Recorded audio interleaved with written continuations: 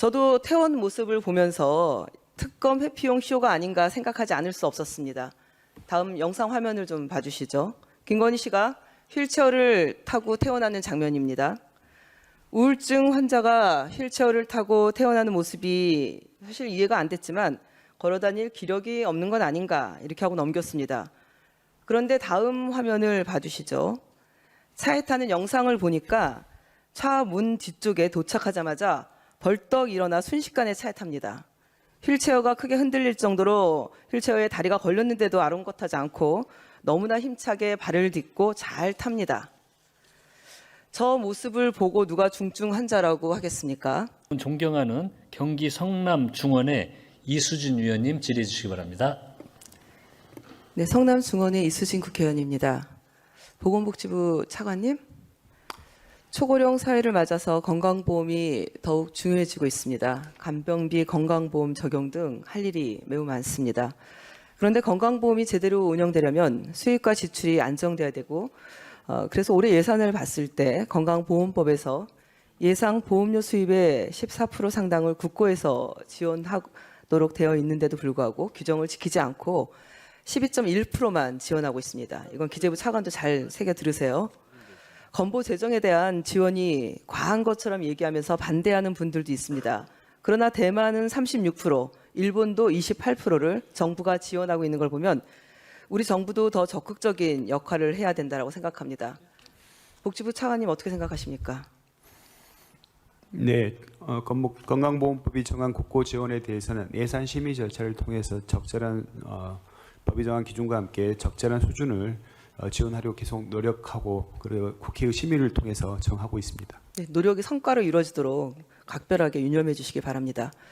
건강보험이 사회 연대 그리고 국가의 국민건강권 보장 원칙에 따라서 가계, 기업, 정부 등 세 주체가 분담하는 구조로 되어 있다는 것을 명심해 주시기 바랍니다. 보건복지위원회에서 이렇게 부족한 지원액에 대한 증액안이 제기된 만큼 추경에서 모든 걸 해결할 수는 없겠지만 재정당국과 적극적으로 검토를 해주시기 바랍니다. 네, 알겠습니다. 그리고 중요한 것이 건강보험 재정에 누수가 없도록 지출을 잘 관리하는 것입니다. 과잉 진료 그리고 과잉 의료 등을 막고 건보 재정이 꼭 필요한 곳에 쓰이도록 해야 됩니다. 그런데 최근 김건희 씨가 우울증 등을 이유로 지난 16일 아산병원에 입원하더니 11일 만에 퇴원했습니다. 많은 국민께서 특검을 회피하기 위한 특검 회피용 아니냐 이렇게 의혹을 제기하고 있습니다.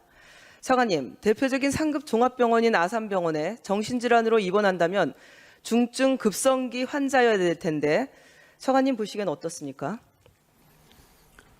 네, 의원님 그 부분은 의료인들이 전문적인 판단을 해야 될 부분으로 생각합니다. 네, 정신질환의 특성상 본인이 극단적인 증상 등을 호소하게 되면 이를 받아들여 입원 치료를 할 수는 있습니다.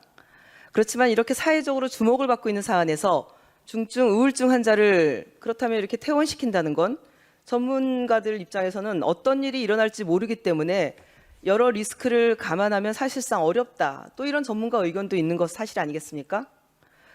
저도 퇴원 모습을 보면서 특검 회피용 쇼가 아닌가 생각하지 않을 수 없었습니다. 다음 영상 화면을 좀 봐주시죠. 김건희 씨가 휠체어를 타고 퇴원하는 장면입니다.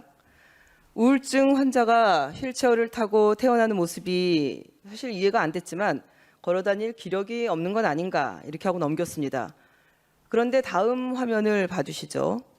차에 타는 영상을 보니까 차 문 뒤쪽에 도착하자마자 벌떡 일어나 순식간에 차에 탑니다. 휠체어가 크게 흔들릴 정도로 휠체어에 다리가 걸렸는데도 아랑곳하지 않고 너무나 힘차게 발을 딛고 잘 탑니다. 저 모습을 보고 누가 중증 환자라고 하겠습니까?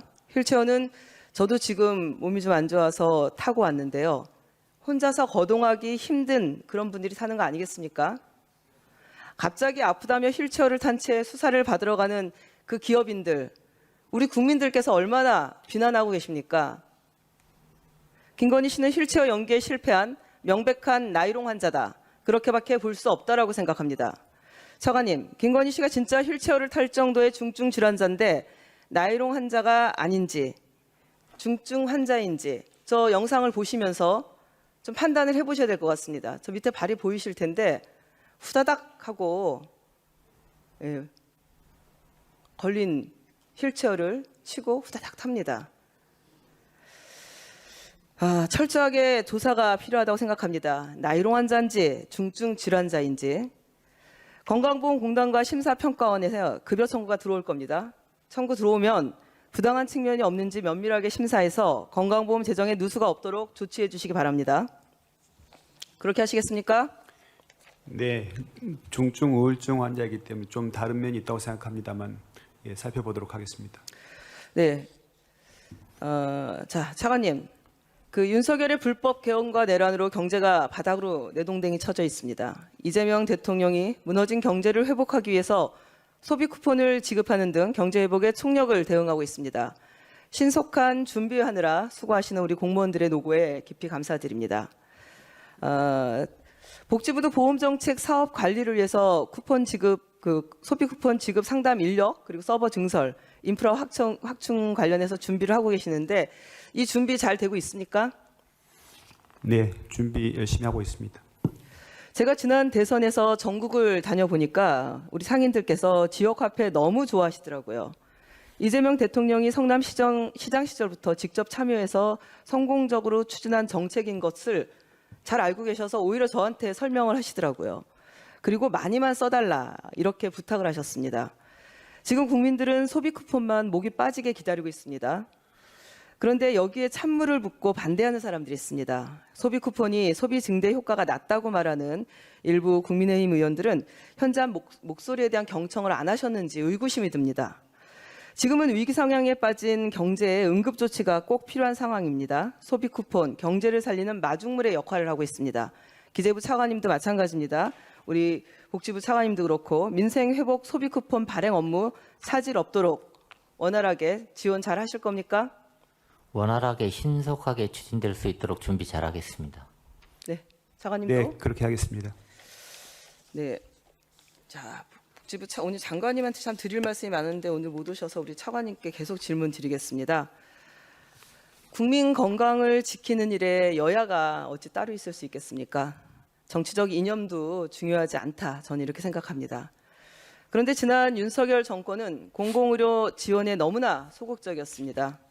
코로나19 상황에서 수익을 포기한 채 감염병 전담 병원으로서 역할을 했던 이 공공병원들이 실제로 정상적인 운영이 회복되지 못한 채 이제는 큰 위기에 직면했습니다. 코로나19 환자를 받고 다시 일반 환자를 받는데 전문가들이 회복이 되는데 4년 이상 걸린다. 5년 가까이 걸린다. 이런 보고 결과도 있습니다. 결국 최근에 지방의료원들 임금체불 사태까지 발생하고 있습니다. 열심히 일한 이분들에게 임금을 주지 않다니요. 이거 불법 아닙니까? 잘 알고 계시죠? 네, 언론 보도를 통해서 알고 있습니다. 긴급한 위기 상황인데도 정부 추경안에는 공공병원 회복 지원을 위한 증액안이 없습니다. 상임위에서는 저를 비롯해 여러 의원님들께서 증액안을 제기했는데 공공의료 강화는 새 정부의 핵심 정책일 뿐만 아니라 앞으로의 감염병 사태에서 국민을 지키고 필수의료, 지역의료를 강화하기 위해 꼭 필요한 정책입니다. 공공의료를 살리기 위한 증액안이 예결위에서도 꼭 이 증액안이 꼭 반영될 수 있도록 재정당국과 적극 검토해 주시기 바랍니다. 그렇게 하시겠습니까?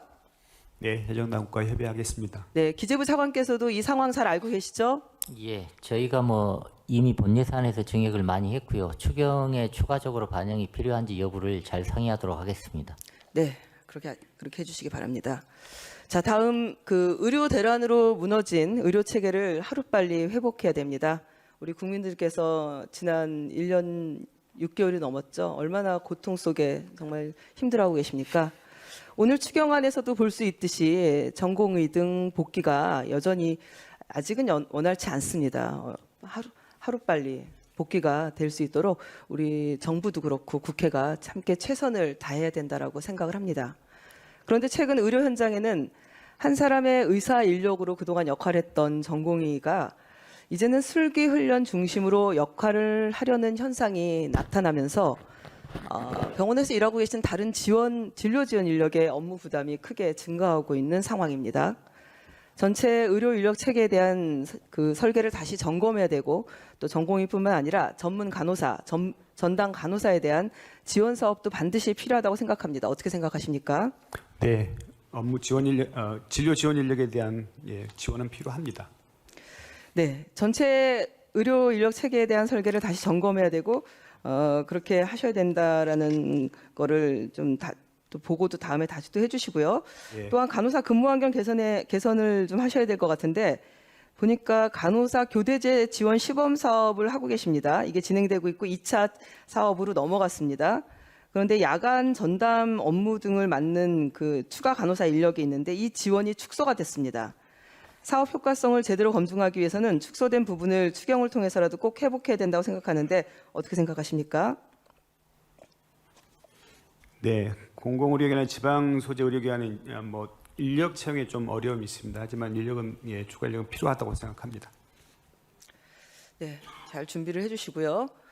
그리고 다음 질문 드릴게요. 복지부가 취약계층 아동이 만 18세 이후부터 사회 진출을 할 때 초기 자금으로 아동이 일을 적립하면 정부가 일을 주는 아동발달 지원 계좌 매칭 사업을 하고 있습니다.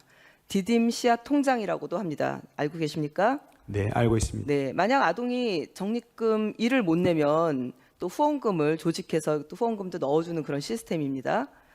이게 얼마나 중요한 예산이냐면은 아동이 18세가 되면 대학 등록금, 주거비, 의료비, 취업 준비에 쓸 수 있는 생명 같은 돈입니다.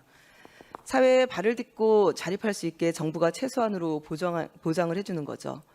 기사를 좀 검색해 보면은 여러 개가 나옵니다. 아산시에서도 하고 있고요. 오산시, 그리고 안동시, 화순군, 제주시, 해남군 등 수많은 지자체들이 이 가입 대상이 이제 확대됐다고 그래서 어서 가입해라 이렇게 막 홍보를 하고 있습니다. 현재. 그런데 문제가 이번 추경에서 복지부가 이 사업을 300억 삭감해서 제출했어요. 그럼 이 돈을 어디서 깎았을까 하고 찾아보니까 지방에 있는 차상위 계층 아동과 기초수급 가구 아동 걸 줄인 겁니다. 자, 지방에 있는 아동이 덜 힘듭니까, 차관님? 이거 너무한 거 아닙니까? 이걸 민생 추경이라고 우리 할 수 있겠습니까? 너무 잔인합니다. 이거는 보건복지부가 거꾸로 가는 민생 추경을 했다. 저는 이렇게 지적하지 않을 수가 없습니다. 지난해 윤석열 정권이 복지 예산 확대하는 것처럼 예산을 편성해 놓고 그런데 이게 불용액 때문에 나중에 책임져야 될 것 같으니까 은근슬쩍 민생 추경에서 이 삭감안으로 가져온 거다. 저는 이렇게 판단합니다. 마치 새 정부에서 잘못한 것처럼 보일 겁니다. 아동 복지는 명백히 정부가 책임져야 될 공공 영역이에요. 취약계층 아동이 어려워서 그 공공 영역을 이렇게 확대할 때는 그만한 이유가 있는 것이고 윤석열 정부는 거기에 맞게 이게 잘 확대된 것이 잘 정착하도록 이 체계를 갖춰야 되는 게 의무였는데 몇 년 동안 그걸 하지 않았어요. 대상 아동 확대에 맞게 이재명 정부에서 이제 공공 영역을 이게 잘 추진할 수 있도록 담당 인력 그리고 사업비 확대하시고 아동을 대신해서 적립금을 마련하는 후원처를 발굴했어야 됩니다. 차관님, 네. 이 대상 아동 확대하면서 그에 따른 인력 증원과 운영비는 논의를 했습니까? 네, 한 바로 알고 있습니다. 그런데 2025년 대상 아동이 27만 명인데 이게 어떻게든 되겠지 하는 마음으로 그냥 두면은 아동 적립금 일이 저절로 후원금이 막 들어오지 않습니다.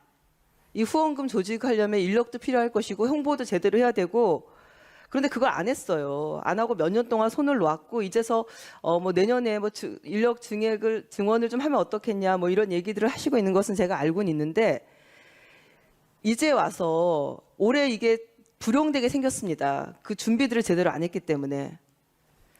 차관님, 우리 사회는 이미 빈부격차가 너무나 크고 가난한 집에서 태어난 우리 아이들이 빈곤의 대물림에 절망하고 있습니다. 우리 아이들에게 저는 희망이 필요하다. 이것은 모든 어른들의 책임이다. 그렇게 생각합니다. 단순 집행 실적과 숫자로 아이들이 만들어갈 그 미래 징검다리 이 돌을 치우지 마십시오. 우리에게는 그럴 권한이 없습니다. 윤석열 정부 때문에 망칠 뻔했던 디딤 씨앗 통장에 희망을 불어넣을 수 있도록 우리 차관님 마지막까지 소임을 다해 주셨으면 좋겠는데 말씀 좀 부탁드립니다. 네, 의원님. 어려운 때일수록 취약계층 아동을 위한 지원을 강화해야 한다는 지적에는 충분히 공감합니다. 이번 감회가는 차상위 계층에 대한 그 확대 시행이 되면서 작년 그 취약계층의 사업 참여가 조저하고 또 그런 집행률을 고려한 조정이었다는 점을 말씀드립니다. 하지만 사업 운영에 지장이 없도록 그렇게 예산을 편성하고 추진하겠다는 말씀드립니다. 네, 꼭 그렇게 잘 추진해서 우리 아이들에게 마련되어지는 그 18세 이후에 쓰는 거기 때문에 사실 힘들고 어려운 부모님이 아동 분담금 1을 못 내는 거 정말 가슴 아픈 일이거든요. 그래서 후원처 조직이 정말 중요한 거고, 이건 이 자리에 계신 모든 여야 의원님은 물론이거니와 이렇게 정부가 예산을 마련했으면 그 예산이 불용되지 않고 쓰여지도록 아동 권리 보장원이 인력이 너무 적더라고요. 그분들이 이 많은 숫자의 아이들을 다 지원하기가 쉽지 않았을 거라는 거 제가 모르지 않습니다. 그렇기 때문에 오히려 나라도 발벗고 나서줘야 되나라고 싶을 정도로 되게 답답했습니다. 그래서 제가 오늘 이 말씀을 강조를 드리는 거고, 이 예산이 우리 아이들에게 제대로 쓰여지도록 책임감 있게 집행해 주시기 바랍니다. 네, 그렇게 하겠습니다.